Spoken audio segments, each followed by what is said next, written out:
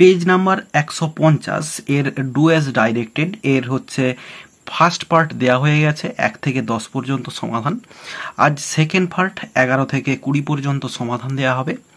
আর তোমাদের বলে রাখবো যে এই গ্রামারগুলো অর্থাৎ ডু অ্যাজ ডাইরেক্টেড যে গ্রামারগুলো প্র্যাকটিস করা হচ্ছে এগুলো শুধুমাত্র ক্লাস 10ই নয়, ক্লাস 9-এর স্টুডেন্টরাও প্র্যাকটিস করতে পারে।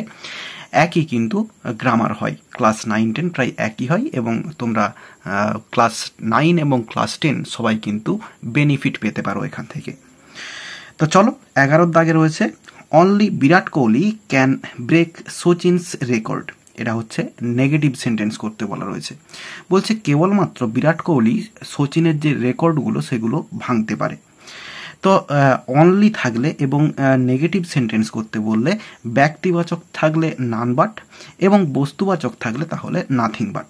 তাহলে এখানে বিরাট কোহলি রয়েছে, তাহলে এখানে ব্যক্তিবাচক রয়েছে, তাহলে অনলির জায়গায় শুধুমাত্র নান বাট কথাটা লিখে দেব। এরপরে যা আছে পুরোটা লিখে দিব। বিরাট কোহলি যা আছে পুরোটা একদম রেকর্ডস পর্যন্ত পুরো যা আছে সেম বসে যাবে। তাহলে অনলির জায়গায় নান বাট লিখবো এবং বাকি যা আছে পুরোটা কিন্তু সেম বসে যাবে। এরপরে একটি WH এর ভয়েস চেঞ্জ রয়েছে, who has posted the letter. তাহলে দেখো এই যে লেটার এটা হচ্ছে অবজেক্ট রয়েছে এবং এখানে রয়েছে এই যে পোস্টেড এটা হচ্ছে ভার্ব রয়েছে এবং হু এটা কিন্তু সাবজেক্টের জায়গায় রয়েছে। হু দিয়ে ভয়েস চেঞ্জ থাকলে আমরা সবাই জানি যে প্রথমেই বাই হুমটা লিখে দিতে হয়, যেটা অবজেক্টে গিয়ে হয় সেটাকে আমরা প্রথমেই লিখে দেব বাই হুম। এরপরে দি লেটারটা হচ্ছে অবজেক্ট, এটা হচ্ছে সাবজেক্টে বসবে, তাহলে দি লেটার দি লেটারের পরে এরপরে হবে হ্যাজ। তো হ্যাজটাকে আমরা শুরুতে বসাবো, মানে হচ্ছে বাই হুমের পরে হ্যাজটাকে বসিয়ে দিব। তাহলে by whom has the letter এরপরে বিন বসবে, কারণ এটা রয়েছে হ্যাজ পোস্টেড অর্থাৎ প্রেজেন্ট পারফেক্ট টেন্সে রয়েছে, পারফেক্ট টেন্সের ভয়েস চেঞ্জে বিন আসে। এরপরে ভার্বের থার্ড ফর্মটা বসে যাবে পোস্টেড এবং শেষে জিজ্ঞাসা চিহ্ন হয়ে যাবে। তাহলে অ্যান্সারটা হলো by whom has the letter been posted. এরপর রয়েছে টিচার্স টিচ আস কেয়ারফুলি। এটা রয়েছে যে নাউন ফর্ম করতে হবে এই কেয়ারফুলির। অ্যান্সারটাতে তেমন কিছুই চেঞ্জ হবে না, টিচার্স টিচ আস এতটা পর্যন্ত যা আছে লিখবো। এরপরে এই যে কেয়ারফুলি রয়েছে এটাকে লিখবো উইথ কেয়ার। তো কেয়ার হচ্ছে কেয়ারফুলের নাউন ফর্ম, অ্যান্সারটা হবে teachers teach us with care. এরপর রয়েছে I have nothing to give you. এটা হচ্ছে কমপ্লেক্স সেন্টেন্স করতে বলা রয়েছে, অ্যান্সারটা হচ্ছে হবে আই হ্যাভ নাথিং। এরপরে দ্যাট সাবঅর্ডিনেটিং কনজাংশন বসে যাবে, তাহলে I have nothing that I can give you. তাহলে I have nothing to give you, তোমাকে দেওয়ার মতো আমার কাছে কিছুই নেই। তাহলে অ্যান্সারটা হলো আই হ্যাভ নাথিং আমার কাছে কিছুই নেই that I can give you, যেটা আমি তোমাকে দিতে পারি। এরপর রয়েছে the student does not read, he does not write. Neither nor use করতে হবে, দুটোই নেগেটিভে রয়েছে। তাহলে দি স্টুডেন্ট এরপরে নাইদার কথাটা নিয়ে আসবো, NEITHER নাইদার, এরপরে রিডস, এরপরে নর কথাটা বসাবো নর, এরপরে রাইটস WRITES। তাহলে এই যে ডাজ ছিল এখানে তো ডাজ ইউজ করছে না, তাই জন্য এখানে রিডস হয়ে যাচ্ছে আর এখানে রাইটস হয়ে যাচ্ছে। আমরা ডাজটাও শুরুতে বসিয়ে দিতে পারি, তাহলে অ্যান্সারটা হতো দি স্টুডেন্ট ডাজ নাইদার রিড নর রাইট, তখন কিন্তু এই এস আর এই এসটা দুটো হতো না।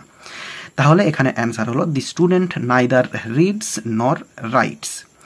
এরপর রয়েছে Darjeeling is a very beautiful place. এটা হচ্ছে এক্সক্লেমেটারি সেন্টেন্স করতে হবে। তাহলে এক্সক্লেমেটারি সেন্টেন্স যদি এটাকে করা হয় প্রথমে হোয়াটটা বসাতে হবে, হোয়াট এরপরে beautiful place BEAUTIFUL beautiful place এরপরে দার্জিলিং DARJEELING দার্জিলিং, এরপরে ইজ এবং শেষে এক্সক্লেমেশন সাইনটা দিতে হবে। তাহলে what a beautiful place Darjeeling is. এরপর রয়েছে Sourav Ganguly is a legend, everybody knows it.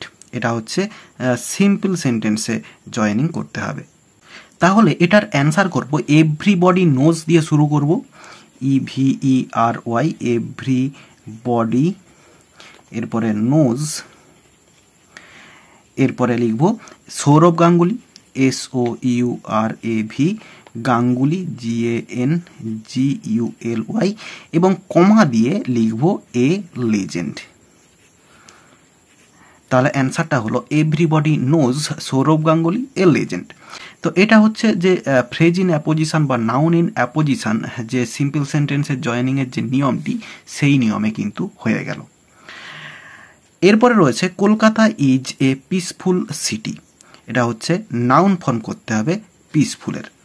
তাহলে আমরা করব Kolkata is a city, Kolkata is a city, এরপরে with peace, with peace, PEACE, পিসফুলের নাউন ফর্ম হচ্ছে পিস। তাহলে অ্যান্সারটা হলো Kolkata is a city with peace. আর আমি এখানে একটু বলে রাখবো যে কোথাও যদি মিস্টেক হয়ে থাকে বা ভুল হয়ে থাকে আমাকে একটু কমেন্ট বক্সে কমেন্ট করে জানাবে, আমি চেক করে কমেন্ট বক্সে আবার রাইট অ্যান্সার দিয়ে দেওয়ার চেষ্টা করব। আশা করি কোনো ভুল নেই, সবই ঠিক আছে, তাও যদি মিস্টেক থেকে থাকে। এরপরে রয়েছে William Shakespeare was A great poet, he was also a great dramatist. এটা হচ্ছে সিম্পল সেন্টেন্সে জয়েনিং করতে হবে।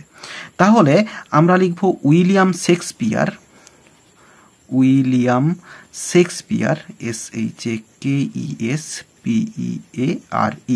শেক্সপিয়ার, এবং কমা দিয়ে লিখব এ গ্রেট পোয়েট, এ গ্রেট পোয়েট। এরপরে কমা দিয়ে আবার কমা দিব এবং এরপরে লিখব ওয়াজ অলসো, এরপরে যা আছে এ গ্রেট ড্রামাটিস্ট লিখে দেব, এ গ্রেট ড্রামাটিস্ট, উপরে লিখলাম DRAMATIST। তো তাহলে অ্যান্সারটা হলো William Shakespeare a great poet was also a great dramatist.